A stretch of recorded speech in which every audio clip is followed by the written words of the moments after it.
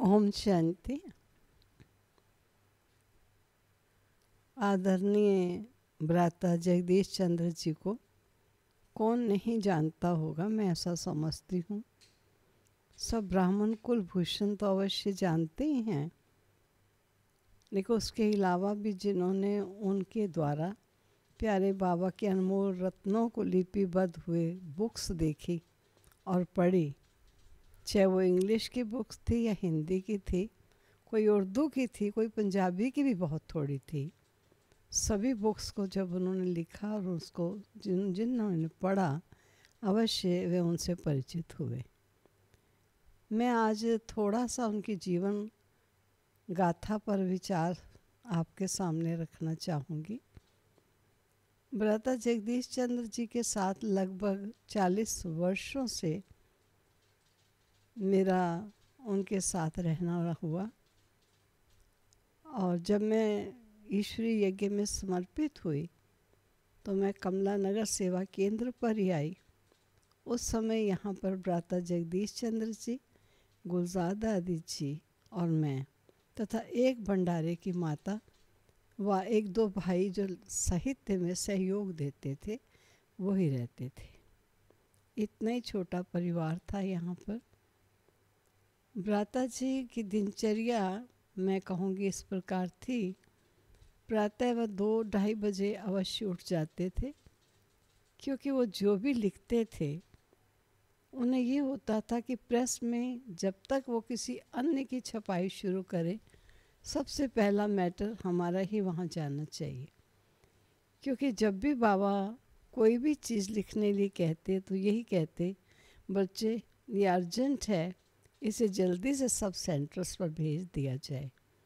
और भाई सब तो अर्जेंट को अंडरलाइन करके अर्जेंट करते कि इससे बढ़ के अर्जेंट दुनिया में कोई चीज़ नहीं होगी, ये इतनी अर्जेंट है। इसलिए जब भी कई बार वो प्रेस पर जाते थे तो प्रेस वाला भी उनको कहता था आज क्या अर्जेंट मैटर आया है। उसे मालूम था कि ये जब भी लाएंगे अर्जेंट मैटर ही लाएंगे। तो भाई सब की दिनचर्या प्रातः 2-2:30 बजे शुरू हो जाती थी। वो उठकर योग में बैठते थे, और हो सकता है कभी कोई विचार भी आ जाता हो तो शायद उसको भी वो थोड़ा सा पॉइंट रूप में अपनी डायरी पर नोट कर लेते थे। लेकिन अधिकतर सुबह का टाइम उनका योग का था, और 3:30 से 4:30 बजे नीचे हॉल में, ऊपर हॉल था कमला नगर में तो, और शक्ति नगर में जब आए तब भी नीचे हॉल था, तो वो कमला नगर या शक्ति नगर में हॉल में ही आकर के बैठते थे। और उनका 3:30 बजे आना, कई बार वो स्वयं ही आके लाइट जलाते, गर्मी का मौसम हो तो पंखा चलाते, तब तक हम पहुंच जाए। इसलिए कोशिश उनकी होती थी प्रथम मैं ही वहाँ जाकर बैठूं। लेकिन कोई ना कोई भाई बहन पहुँच जाते थे, तो हम बहनें जो घर में रहने वाले भाई या बहनें थे, वो सभी प्रातः 3:30 से 4:30 तक योग करते थे। योग के पश्चात हम सब अपने अपने कार्यों में व्यस्त होते। भाई सब ऊपर चले जाते, क्योंकि वो जहाँ भी रहे उनका कमरा सबसे ऊपर होता था। बहुत छोटा सा कमरा था कमला नगर में, जहाँ एक ही खटिया थी। उसके अलावा चारों तरफ लिटरेचर पड़ा था, किताबें अलमारियों में रखी हुई थी, रैक्स बने हुए थे, कोई अलमारियाँ नहीं थी। उन रैक्स में किताबें थी, और भाई सब वहीं खटिया बिछा के वहीं पर सोते थे, वहीं लिखते थे। वही उनका ऑफिस था, वही सब कुछ था। तो ये सिस्टम होता था कि जब भाई सब 4:30 ऊपर जाते थे तो उस समय प्रातः स्नान की चाय 4:30 बजे वो लेते थे। तो जब वो ऊपर जाती थी, इधर से चाय बनकर ऊपर जाती थी, जो बहन चाय ले जाती थी वही उनको वहाँ पर मुरली सुनाती थी, ताकि प्रातः की मुरली मिस ना हो। इस प्रकार उनकी दिनचर्या में 7:30 बजे वे नाश्ता कर लेते थे। एग्जैक्ट टाइम पर वो आते थे, और एग्जैक्ट 10 मिनट के अंदर वे नाश्ता कर लेते थे। नाश्ते के समय या खाने के समय वो किसी से बातचीत नहीं करते थे। और अगर अचानक कोई आ ही जाए तो उसको अपने नाश्ते से आधा नाश्ता उसकी प्लेट में रखते और उन्हें अवश्य स्वीकार कराते थे। फिर 11:30 बजे वो दिन का भोजन करते थे। भोजन में भी एक सूखी सब्जी है, एक दाल है और उसके अलावा दही या लस्सी और कभी कभी खीरा, ककड़ी, कोई भी चीज़ ऐसी होती थी तो वह सब वही लेते थे। और भोजन पान करके हाथ छोड़ते हुए, हे प्रभु तेरा मैं कितना न शुक्रगुजार करूं, तो कितना स्वादिष्ट, कितना शक्तिशाली भोजन मुझे खिलाता है दाता। मेरे पास शब्द नहीं तेरे शुक्रगुजार करने के। लगभग बाबा की महिमा करते हुए, भोजन की सराहना करते हुए, नतमस्तक होते हुए वे भोजन स्वीकार कर लेते थे। उसके पश्चात वे केवल मात्र 45 मिनट से ज़्यादा विश्राम नहीं करते थे। उनके विश्राम का टाइम लगभग 12 बजे के लगभग होता था और हम बहनें तो 1 बजे के लगभग, 1 बजे तो खाना खाती थी। तो वह सब कहते थे कि देखो मैं जाग जाऊंगा, आप लोग आराम से विश्राम करना, कोई पोस्टमैन आएगा, कोई बेल होगी, किसी प्रकार का भी कोई आता है तो दरवाजे का ख्याल मैं रखूँगा, इसलिए आप इसमें चिंतित नहीं रहना, मैं सब ध्यान रखूँगा क्योंकि मैं सो उठाऊँ। तो 45 मिनट से ज़्यादा अगर 5 मिनट भी होते थे तो उनको ऐसा लगता था कि ये बहुत ज़्यादा टाइम हो गया, और जो उनको अच्छा नहीं लगता था, जैसे किसी को कोई चीज़ पसंद नहीं आती, ऐसा प्रतीत होता था।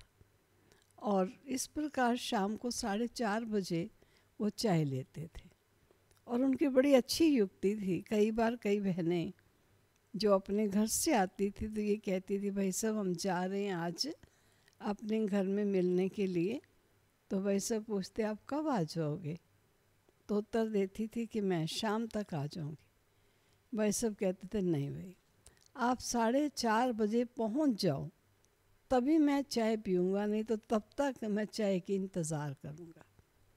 इस प्रकार बहनों को स्नेह देते, उनकी इम्पोर्टेंस बताते, और वो यही समझती कि जब तक मैं नहीं पहुँचूँगी वह सब चाय नहीं पिएंगे, तो वो भागती दौड़ती 4:30 तक पहुँच ही जाती थी। मैं भी जब आई तो मुझे भी ऐसे ही कहा गया, और जब दूसरी बहनों को ऐसे कहा तो मैं मुस्कुरा देती थी। मुझे पूछती थी बहनें दीदी आप मुस्कुराई क्यों, मैंने कहा नहीं मुस्कुराई इसलिए हूँ कि भाई सब आपके इंतज़ार करते रहेंगे, आप टाइम पर आ जाना। तो इस प्रकार भाई सब सारा दिन लिखा पढ़ी कुछ ना कुछ काम करते ही रहते थे।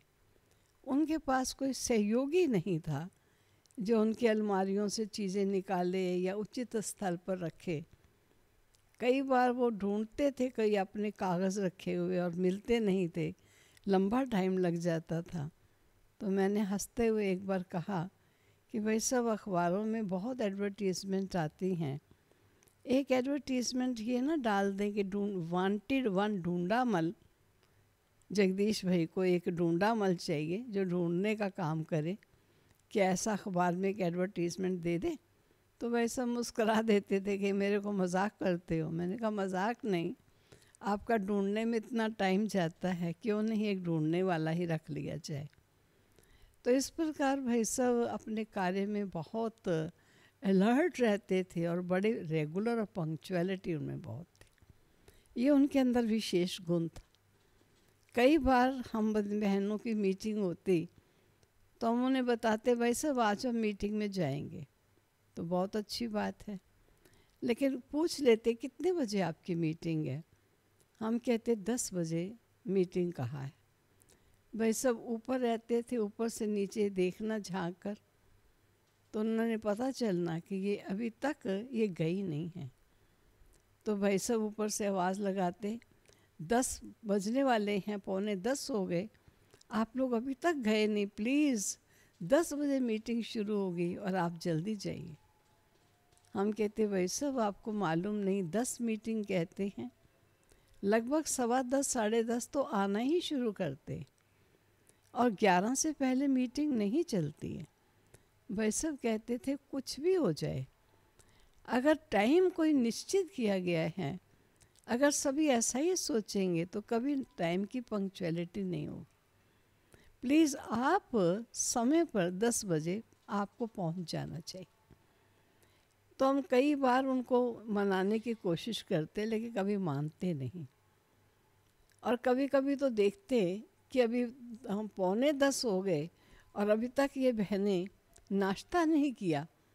तो पूछते ऊपर से नाश्ता नहीं किया, तो हम कहते भाई सब बस अभी नाश्ता करके बस 10 बजे हम एग्जैक्ट निकल जाएंगे और हम वहाँ पर 10:30 तक पहुँच जाएंगे।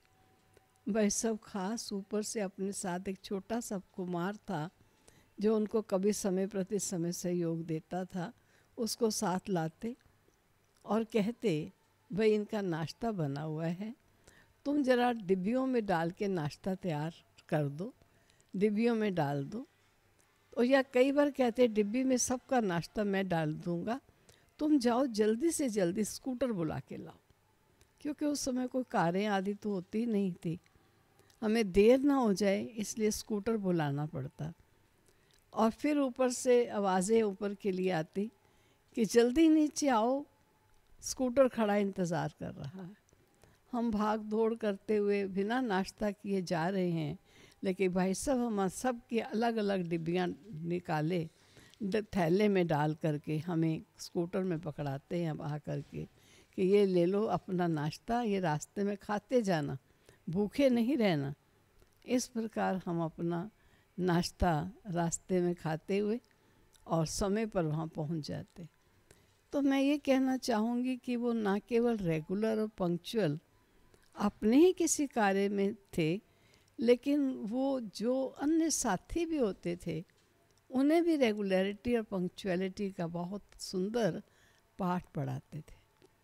भाई साहब ने कभी भी मैंने नहीं देखा कि किसी बात में किसी को इंतज़ार कराई हो। हाँ, स्वयं उन्हें कई बार इंतज़ार करनी पड़ी है। कोई मिलने के लिए आता है, कहते हैं हम 10:30 आएंगे, तो भाई सब 10:15 बजे नीचे लाइट आदि जलाकर बैठ जाते हैं। और हम बहनों को भी जिस को जो कार्य है उसे आज्ञा मिल जाती है कि आप इतने बजे पानी ले आना, आप कोई टोली और जल मीठा या जो भी बनाना वो लेकर आना। तो टाइम निश्चित होता, चीज़ निश्चित हो जाती। लेकिन आने वाला 10 का 10:30 आता, परंतु भाई साहब का पौन घंटा वेस्ट जाता। तो भाई साहब कई बार आने वाले को कहते भी थे कि मैं यहाँ पर 10 बजे 10:15 पौने 10 बजे आ गया था, कोई बात नहीं, आपको शायद आने में अविलंब हुआ है, किसी कारण से कुछ देरी हुई होगी। लेकिन जिनको जो आज्ञा दी होती वो पानी का गिलास ला के थमाती और जिस समय कहा होता उस अनुसार उनको टोली ला के देते। भाई सब बहनों का बहुत मान रखते थे। और मान ही नहीं, ये बहनें जिन्होंने ईश्वर को अपना जीवन दिया है, इन्होंने समर्पण किया उस प्रभु को, इसलिए इनका समर्पण श्रेष्ठ रहे और ये अपने पुरुषार्थ में आगे बढ़े।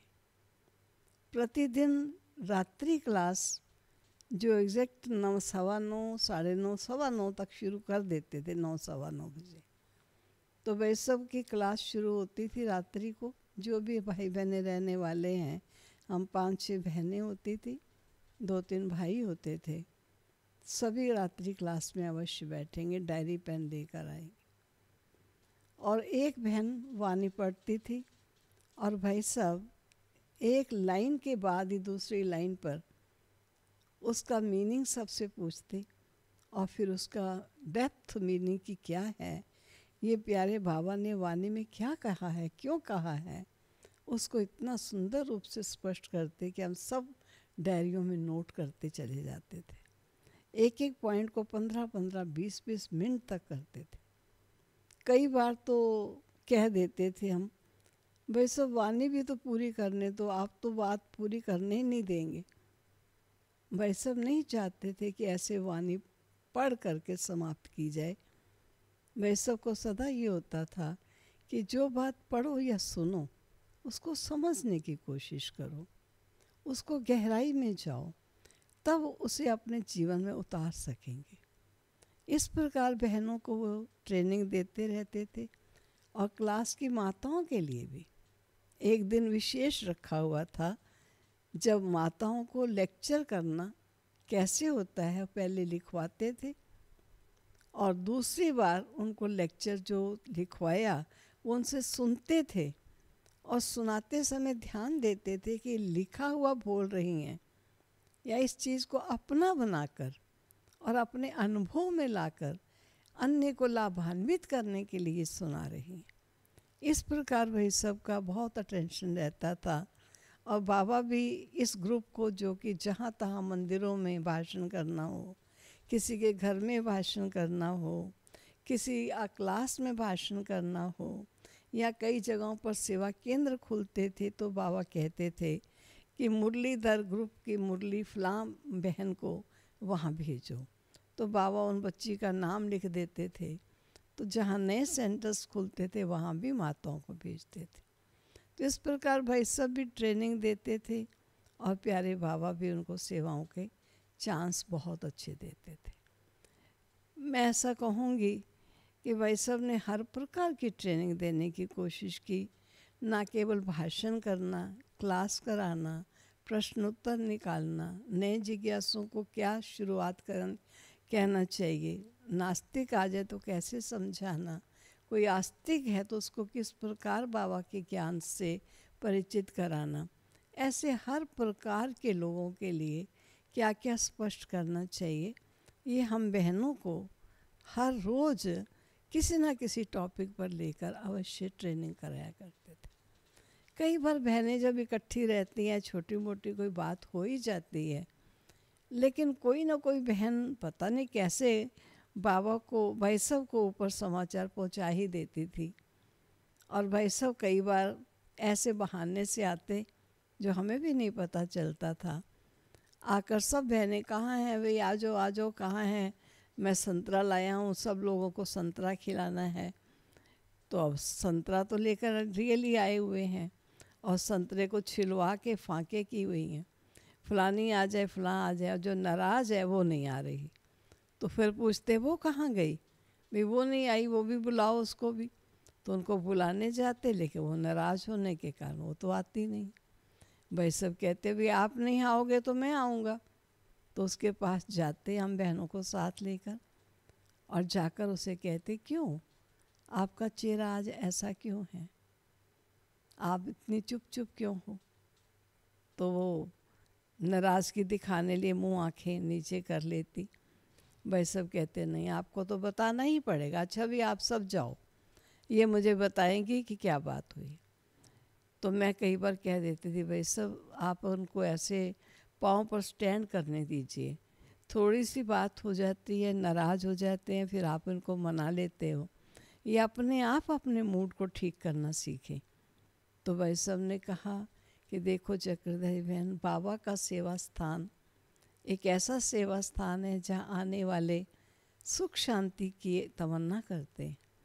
अगर यहाँ के वातावरण में थोड़ी भी अशांति या थोड़ा भी लेस मात्र भी दुखद एटमॉस्फेयर होगा तो आने वाले को इसका प्रभाव पड़ेगा।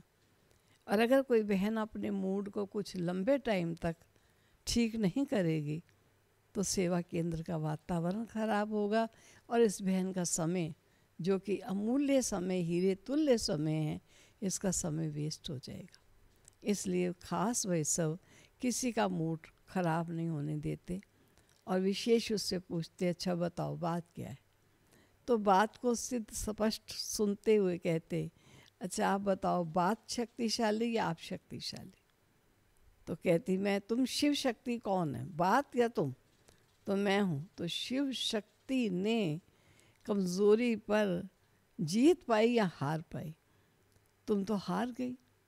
आप सोचिए शिव शक्तियाँ हार जाएंगी तो दुनिया में कौन सी शक्ति जीत सकती है। ऐसे विभिन्न रूपों से बहनों को कभी भी नाराज या निराश देख नहीं सकते थे और हमेशा उनकी उन्नति का ख्याल रखते, ये बहनें सदा आगे बढ़े। आप देखिए शक्तिनगर कमला नगर सेवा केंद्र चाहे विश्व का प्रथम सेवा केंद्र रहा, इसके केवल 7-8 सेंटर हैं जिनको कहते हैं यहाँ से खुले। कारण क्या हुआ कि भाई सब सदा इस लक्ष्य में रहते थे, क्योंकि रहने वाली बहनें तो काफ़ी थीं, लेकिन बाबा कहते थे, भाई सब कहते थे प्रातः जाओ, पाठशालाओं में जाओ, अन्य बड़े स्थलों पर जाओ, जाकर सेवा करो, सेवा करके रात्रि को सभी वापस इस स्थान पर एकत्रित हो जाओ। तो कभी भी कोई भी ये नहीं सोच सकता था कि हम अलग सेंटर बनाएंगे और वहाँ जाकर रहेंगे। जहाँ भी गए सेवा की, वापस घर में सेंटर पर आ जाते थे और आकर हमारी हाजिरी लग जाती थी, हम आ गए भाई सब, हम आ गए। तो इस प्रकार घर के जैसे बड़े होते हैं, पिता तुल्य हैं, बाप के साथ संबंध जुटवाने वाले हैं, शिक्षक का संबंध सच्चा, हम शिक्षकों का, सर्व शिक्षक बड़े से बड़े शिक्षक से इस शिक्षक ने जुड़वाया, ये बहुत बड़ा उनकी देन थी हम सबको। मैं इतना ज़्यादा लंबा नहीं करना चाहती हूँ, मैं समझती हूँ कि मैं आपको उनके उस समय की बात सुनाऊँ जब भाई सब की तबीयत ठीक नहीं थी, लेकिन उससे पूर्व बहुत समय से भाई सब ने कोई कपड़े नहीं सिलवाए थे। तो मैं यही कहती थी, भाई सब आपके कपड़े नील लगता है, नीले नीले हो गए हैं, इसलिए प्लीज़ थोड़े कपड़े अपने और सिलवाने होंगे, आप अपना माप दीजिए। कोई लंबा कुर्ता बनवाना है या पजामा खुले पोंचे का या तंग, जैसा भी आपको बनवाना हो आप बनवाइए। तो भाई सब यही कहते, मेरे पास बहुत है, मुझे अभी आवश्यकता नहीं है। मैं कोई इतना ज़्यादा बाहर तो अब जाता नहीं, पहले जाता था, कपड़ों की आवश्यकता थी, अब मैं ज़्यादा नहीं जाता हूँ, इसलिए प्लीज़ मेरे ऊपर ज़्यादा खर्च ना किया जाए। जहाँ तक हो सके कम से कम खर्चा मेरे ऊपर हो और ज़्यादा से ज़्यादा मैं बाबा की सेवा करूं, यही मैं अपने जीवन में चाहता हूँ। और ये हम प्रैक्टिकल में उनका देखते थे। जब भाई साहब ने बीमारी बढ़ती चली गई और भाई साहब को हॉस्पिटल में मधुबन जाना था, तो भाई साहब ने मुझे एक दिन कहा कि चक्रधारी बहन, मैं ऐसा समझता हूँ कि मेरे जितने भी कपड़े हैं, चाहे उनको आप नया कहती हो या पुराना, छोटे बड़े, जितनी भी मेरी नई जराबें हैं, जितना भी मेरे गर्म कपड़े हैं, जो भी मेरे बूट चप्पल हैं, ये सब चीज़ें आप लाओ, मैं अपने हाथों से अपने भाई बहनों को गिफ्ट करके जाऊंगा।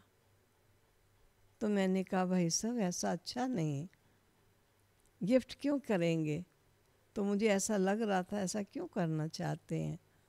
तो कहा, देखो आज मैं ठीक हूँ, कल मेरा शरीर छूट जाएगा। अगर यही कपड़े ठंडे या गर्म, यही चीज़ें, टोपी या शॉल, जो भी चीज़ें अगर आप किसी को देंगे तो कहेंगे कि मरे हुए का ये सामान, लेकिन आज मैं अपने हाथों से दूंगा तो बड़े प्यार से उसे गिफ्ट समझ के, जगदीश भाई ने हमें कुर्ता पहनने को दिया, जगदीश भाई ने हमें बास्केट दी, जगदीश भाई ने हमें जराबें दी, ऐसे प्यार से वो बाबा की इन सब चीज़ों को स्वीकार करेंगे।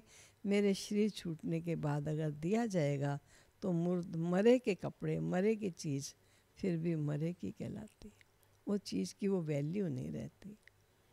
तो मुझे अच्छा नहीं लगा, लेकिन उनके बार बार आग्रह करने पर मैंने सब सामान ला कर रख दिया और उन्हें हर सामान अपने हाथों से, सब भाइयों को बुला बुला करके अपने हाथों से उनको गिफ्ट के रूप में दे दिया। केवल अपने पास 4 वगे रखे, कुर्ते पजामे, बनैन, अंडरवियर आदि 4 रखे, 2 स्वेटरें, 2 शॉलें, बाकी कुछ भी अपने पास नहीं रखा। कहा ये सब सौगात के रूप में मैंने सबको दे दिया है, इससे ज़्यादा मुझे कुछ भी नहीं चाहिए। जगदीश भ्राता जी की अलमारी में बहुत साहित्य होता था, पूरा कमरा एक अलमारियों से भरा हुआ था। पहले लकड़ी की अलमारियां बनवाई थी, फिर मुझे कहा कि मैं ऐसा समझता हूँ कि मैं लोहे की अलमारियां बनवा लूँ।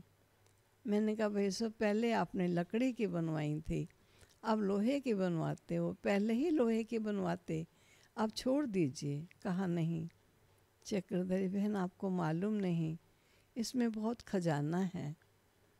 कई यज्ञ के वो चीज़ें हैं, डॉक्यूमेंट्स हैं जो संभाल करने योग्य हैं। ये लकड़ी वो चीज़ है जिसको कभी भी दीमक लग जाए या कहीं भी पाउडर से लकड़ी से निकल आता है तो साहित्य खराब हो जाएगा, डॉक्यूमेंट बिगड़ जाएंगे। इसलिए मैं समझता हूँ कि सब लोहे की अलमारियाँ बनाई जाए। तो उन्होंने सभी अलमारियाँ लोहे की बनवाई और हर अलमारी को ताला लगाया। हम कभी भी वे सब की अलमारी को खोल कर देखें या साहित्य पढ़ने की कोशिश करें, ऐसा कभी नहीं किया। उनका सदा यही रहता था कि बाबा ने बाहर के साहित्य को पढ़ना सबको मना किया है। अगर वो चीज़ें पढ़ेंगे तो बाबा के ज्ञान को मिक्स करते रहेंगे तो ना ज्ञान रहेगा ना ज्ञान रहेगा। लेकिन मुझे बाबा ने ये अनुमति दी है कि एग्ज़ाम्पल देने के लिए आपको पढ़ना पड़े तो आप पढ़ो, पढ़कर लेखों के द्वारा सभी बच्चों को जानकारी देते रहो जहाँ तक जानकारी देने की आवश्यकता है। इसलिए मैं पढ़ता हूँ और हवाला देता हूँ, एग्ज़ाम्पल देता हूँ, आप सब नहीं पढ़ेंगे। हम बहनों ने, भाइयों ने, किसी ने भी कभी एक किताब भी उठा कर नहीं देखी। वह सब के शरीर छूटने के बाद इस मकान को रिजुवनेट करना पड़ा, क्योंकि इस शक्ति नगर मकान स्थानांतरित किया था। पहले कमला नगर मकान था, वो रेंटेड बिल्डिंग थी। 160 रुपये किराए पर वो बिल्डिंग ली गई जब शुरू में 1953 में ली गई, और बढ़ाते बढ़ाते उसका किराया 180 तक पहुंचा। पानी का बिल भी उसी में आता था, क्योंकि जो उसका मालिक मकान था कम्युनिस्ट था, लेकिन भाई साहब के जीवन से वो बहुत प्रभावित था। जब हाउस टैक्स बढ़ता था तो थोड़े से पैसे बढ़ा देता था, वैसे वो पैसे नहीं बढ़ाता था। और जब वो शरीर छोड़ गए, उनके बच्चों को मकान की आवश्यकता हुई, तब भाई साहब ने कहा कि हम मालिक नहीं हैं, ये मालिक हैं। जब हमें आवश्यकता थी, इन्होंने ये हमें मकान दिया, अब इनको अपने बच्चों के लिए आवश्यकता है, हमारा फ़र्ज़ बनता है कि हम इस मकान को खाली करके दें। खाली ही नहीं किया, किसी स्थान पर अगर कील लगाया भी है तो वहाँ सीमेंट करके, सफ़ेदी करके उस मकान को ऐसे करके दिया जैसा उनसे लिया था। कोई ये ना कहे कि हमारा मकान तोड़ फोड़ कर दिया गया। बिल्कुल साफ स्वच्छ किया। और उसके पश्चात, क्योंकि रेंटेड बिल्डिंग भी थी और उनको चाहिए भी थी, और दूसरा यहाँ आने वाले अगर 30 साल से आते थे तो आते आते 60 साल के हो गए, तो उनको ऊपर चढ़ना बहुत कठिन रहता था, क्योंकि ग्राउंड फ्लोर में उनकी प्रेस थी, फर्स्ट फ्लोर में ये रहते थे, सेकंड फ्लोर में सेंटर था, और छतें ऊंची होने के कारण काफ़ी ऊंचा पड़ता था, और थर्ड फ्लोर में ऊपर भाई साहब का कमरा होता था। तो उस समय मुश्किल चढ़ने में होती थी, तो कोशिश की कहीं नीचे का घर मिले।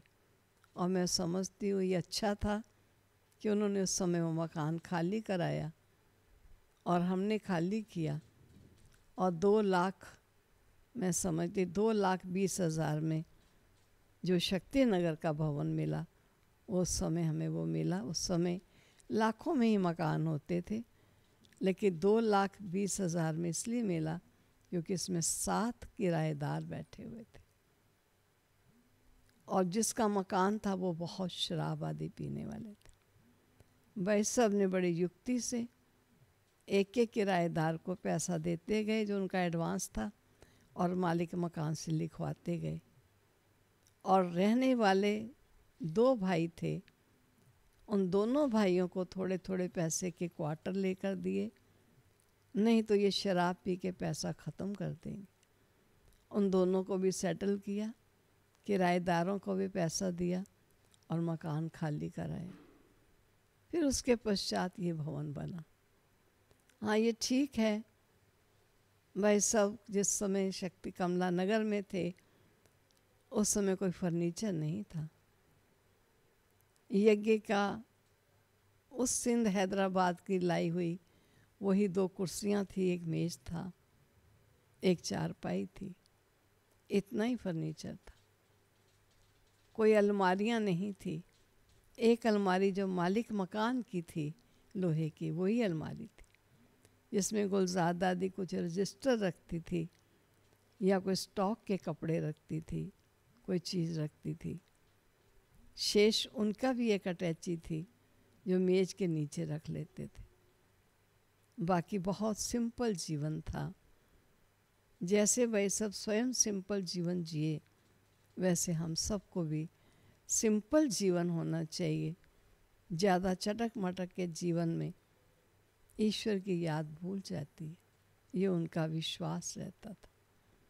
तो मैं ऐसा कहूँगी कि भाई सब ने अपने जीवन में जितनी मेहनत कर सकते थे वो की और सदा यही कहते रहे बहुत समय पहले से ही कि मुझे बचपन से 72 में मरने का फाइनल है, ये मुझे मालूम है कि मैं 72 में शरीर छोड़ूंगा।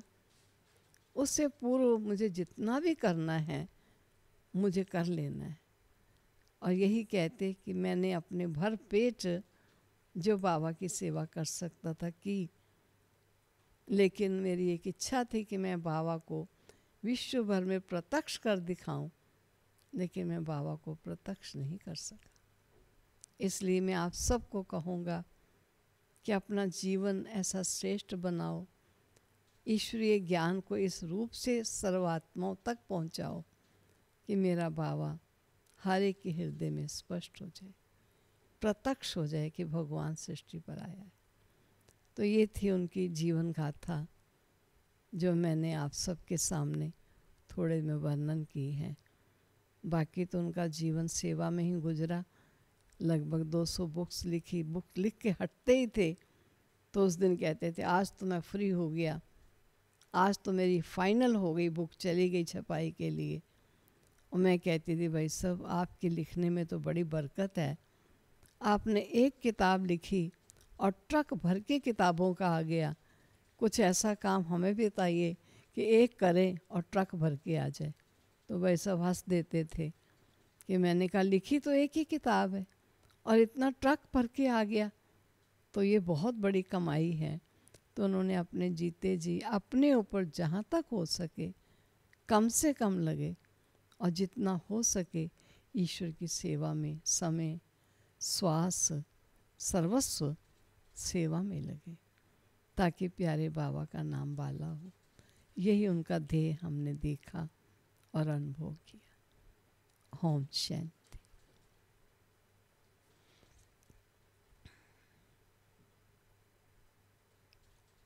कितना हुआ होगा देखना।